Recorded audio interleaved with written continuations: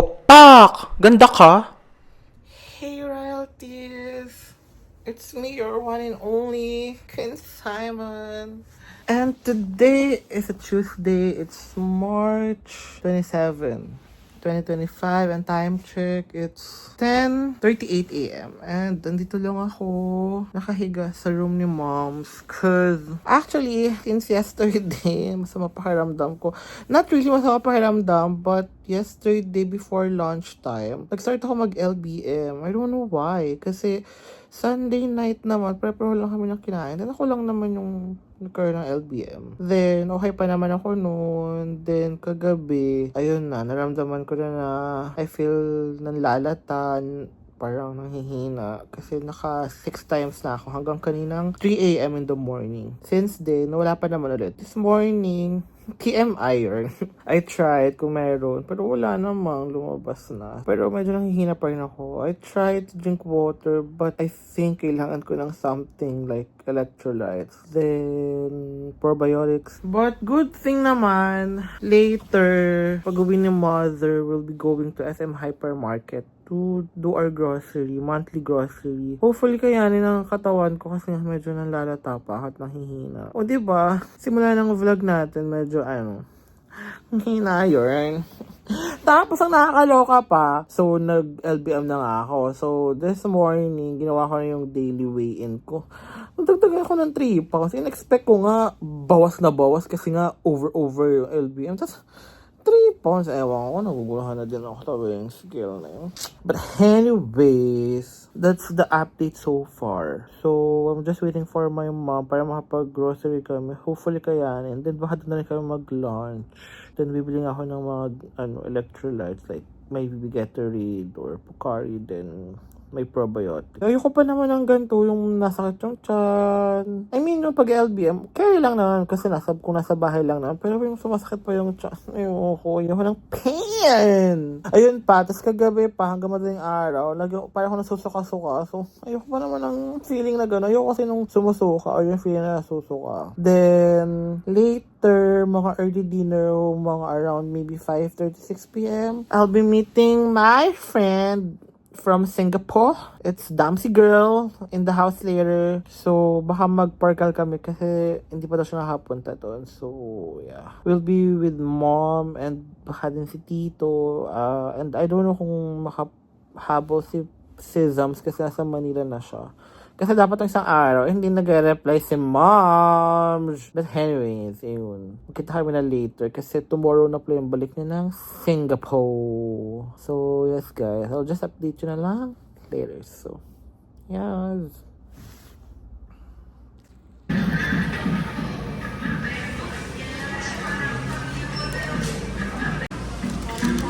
Ayaw mo ba? Sige, go lang mom.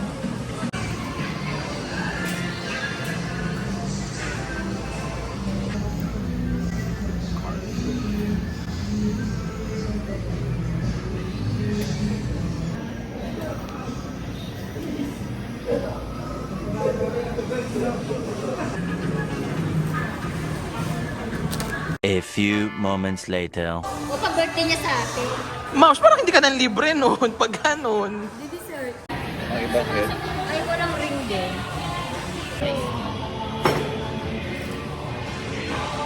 Ano, moms? Ganda mo dito, moms. Ay, kita-kita yung ano, moms. Wag pala. Sige, tito. Naano ko lang. Binibidyohan ko lang. Yes! Thank you, moms!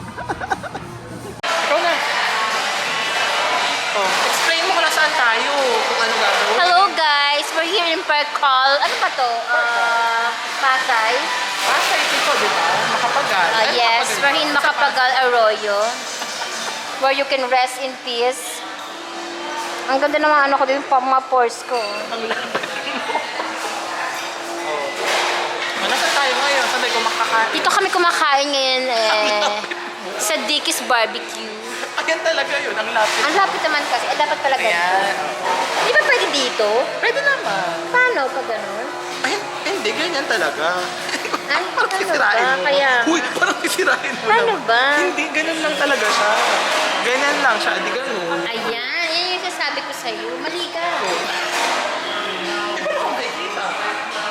Bugi diba? Yun nga yung lens, diba? Akala ko di twisting siya. Hindi. Bubo mo na Ayos lang. naman din na. Ilang nang bubita yan. Ganda na nga lang meron ako. Hello! Ayan. Welcome to my channel, Damski Girl. Diba? No, to true. Thank you, mom. Thank you, baby.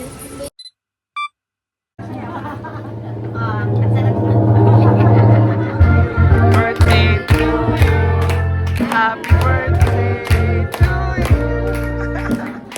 Birthday. Hey royalty! So today is a Friday. It's already May 30, 2025. Almost June na, guys. And time check, it's 3:58 p.m. And yes, guys, medyo nakaayos naman ako today because I'll be going somewhere because I'll be meeting Ma'am Ann and Sir Ronald. So, magkita kami sa Vermont at around 5:30 p.m. So, I still have time. And kung napanood nyo yung last vlog natin, I still have some parcels na I'm still waiting dun sa ating Lazada haul.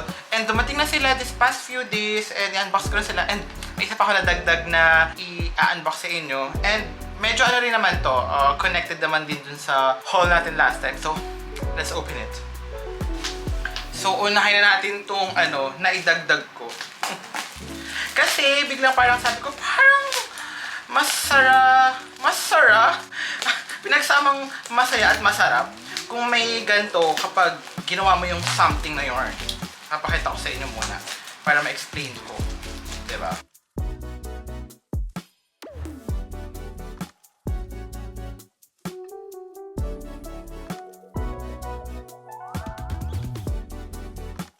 Ito guys, ginato ko na lang. Oh my gosh, ang ganda niya! Okay, hindi naman siguro siya sira. Okay, hindi. It's a glass for our matcha drink. Diba? Super cute lang. Para medyo may pagka-aesthetic pag gumawa tayo ng matcha. Ayan! So, hopefully, sa mga next few vlogs natin, makikita nyo na I'll be starting my vlog or my morning with our matcha drink. Kasi this past few days, alam nyo naman, nagana tayo, LVM, and kakagaling ko lang actually today. Yeah, cause today okay na, maliis na ang lahat. So, we're down on our last two.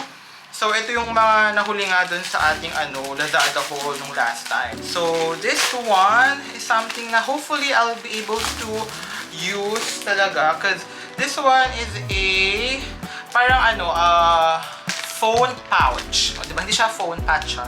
Phone pouch. Para kapag tumatakbo tayo, meron tayong lalagyan ng phone. And sabi kasya naman daw yung phone ko dito. So, hopefully. So, ito siya guys. Ayan siya. Very subtle lang ng design niya. I think, ganito siya. Ayan. Lagay mo siya dito. Parang siyang gloves. Ayan. Ganun. Tapos, ilalagay mo yung phone mo dito. Ayan. May opening dyan. Sok-sok mo. Tapos, ito din. Parang dito naman, you can put some money or keys if ever. So, hopefully, kasya yung phone. Ito yung phone. Sabi kasi kasha. Let's try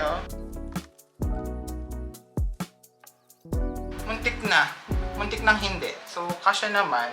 So, sana kasya pa siya sa kamay ko after. So, update ko na lang kayo guys kung anong kalagayan niya. Diba? Then, this last one. Ito guys, ang pinaka-pricey sa lahat. Cause this one, it's almost 1,700 pesos. This is the one from Chilab, Stay Bling Stay Chill. Nakikita ko to sa mga ads sa Instagram, sa Facebook, and hopefully, siya, worth it siya. So, ito ay pang oily skin, pang mattify. Because kung alam nyo naman guys, ayan ngayon pa nga lang, parang ang oily ko na. And medyo naka-blush na tayo, syempre ready na tayo. So yeah, this one is the one from Chilab, Lavender Matte Powder. Ayan, because alam nyo naman, si girl ay isang oily skin girl. So hopefully, I'll be able to really use this. And para naman hindi naman sayang yung bilhin natin kasi ang mahal talaga niya. But I finally gave in based on sa mga gumagamit ng mga nasa ads nila. Talagang nagmamattify talaga. So hopefully. hirap niya buksan. And kaya ko siya in-unbox na rin ngayon bago tayo umalis is para magamit ko na rin siya. So ito siya guys. Ayan. So para siyang diba? Parang, ayan. Oh.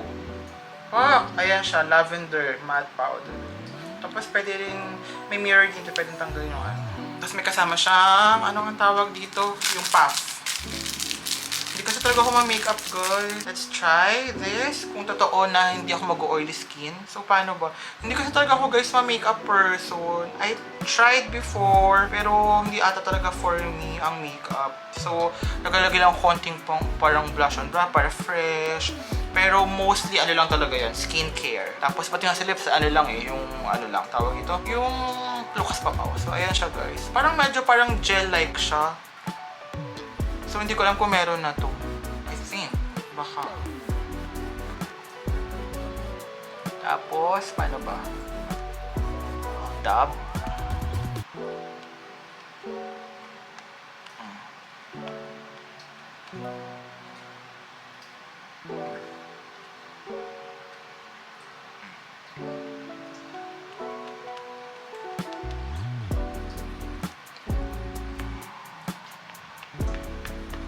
Alam kung dumidikit ba siya.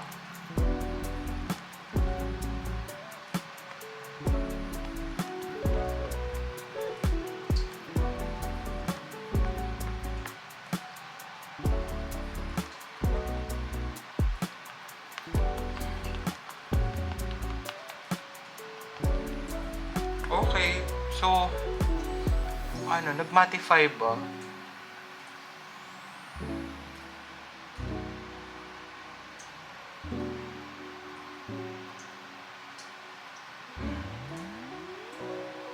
So, yeah.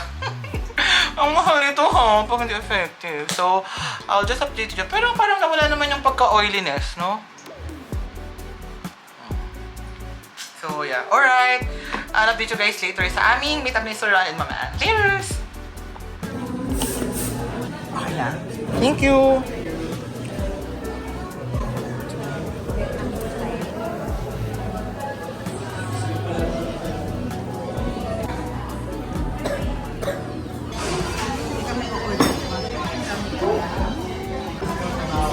Hi, Sir Ronald. Si Ma'am Ann. Kami, tayong tatlo na lang nandito.